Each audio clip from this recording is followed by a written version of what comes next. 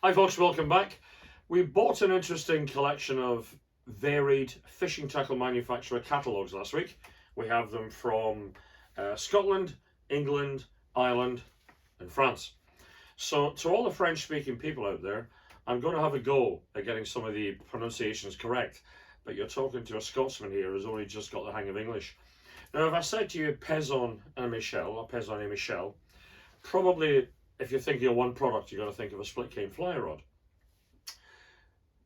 Catalogues are interesting because they give you little snippets of information way back when. What I didn't realise on a big snippet on the front is that the company actually started in 1860. I had it in my mind they were a post-war company. I've no idea why. They're a big company too.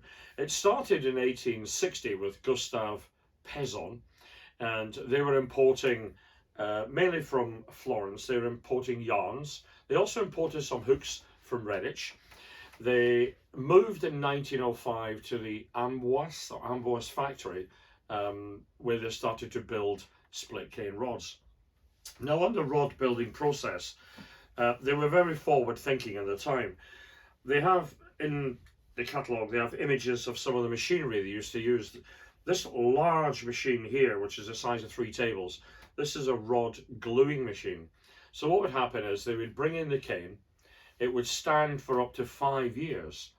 They would then cut the cane and machine it.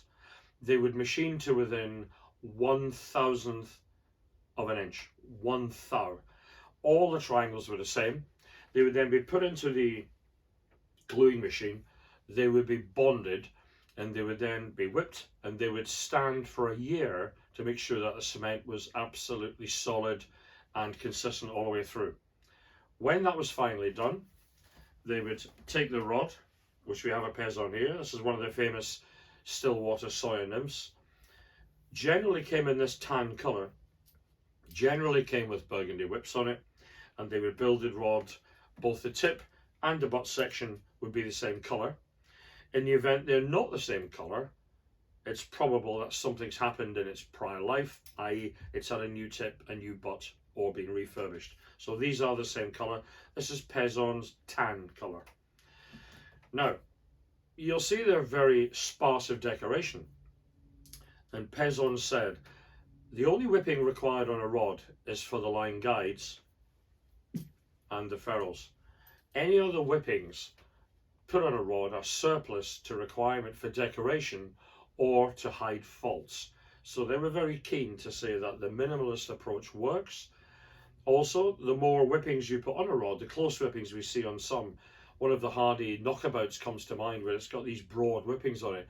The more silk you put on it, the more lacquer that it takes into the silk, the heavier the rod, and that changes the action. So talking of actions,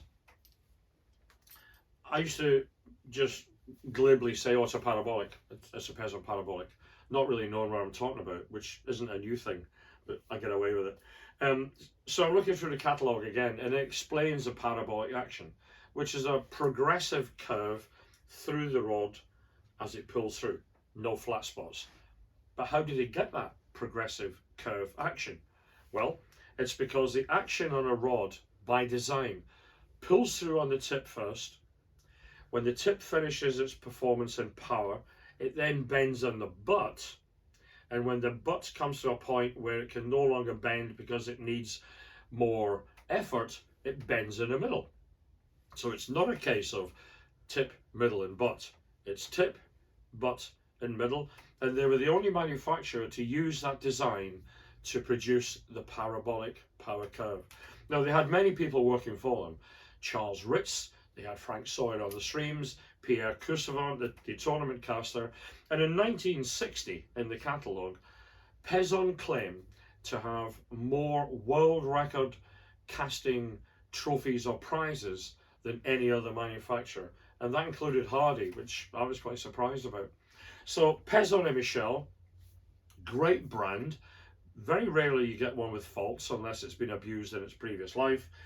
I don't think they're expensive for what they are. You'll buy a Pezon from, let's say, 200 to 300, 400 for a fine condition one.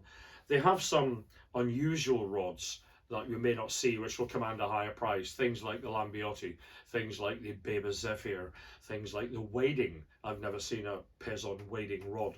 So they have some different rods, but they're all suited to a particular purpose. Now, during the 1960s and 70s, when fiberglass came in, Pezon were very reluctant to take the glass on. Gustav Pezon died in 1913. The family was taken over by his son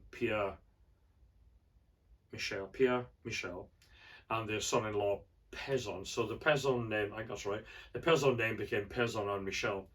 But what happened was, because there was some sort of family disputes, like the company didn't run as smooth as it should have done. And in 1975, the company sold out to the Italian gun company, Franchi or Franchi, depending how you pronounce it. Sadly, after that, sales changed. The French and Italian markets, they didn't get on particularly well together. And partly because Pezon didn't want to change its love of split cane, which was by then dying out. The company sadly closed in 1991. So 130 years of glorious trading came to an end. The rods are collectible. They're definitely fishable. They're a beautiful rod to fish, and they are specifically designed for different fishing situations. So Pezon and Michel, we're going to sell these catalogues once we've sucked all the information out of it, which will take a little while. Great for information. Have a look at the website. We've got a couple in stock at the moment. We're always looking to buy more Pezon rods, and give us a ring. We're up to buy any nice collections, and always log on to our website via the newsletter. That gives you a 10% discount, and it gives you the updates on both the videos, the blogs, and the new products we supply. Catch you around.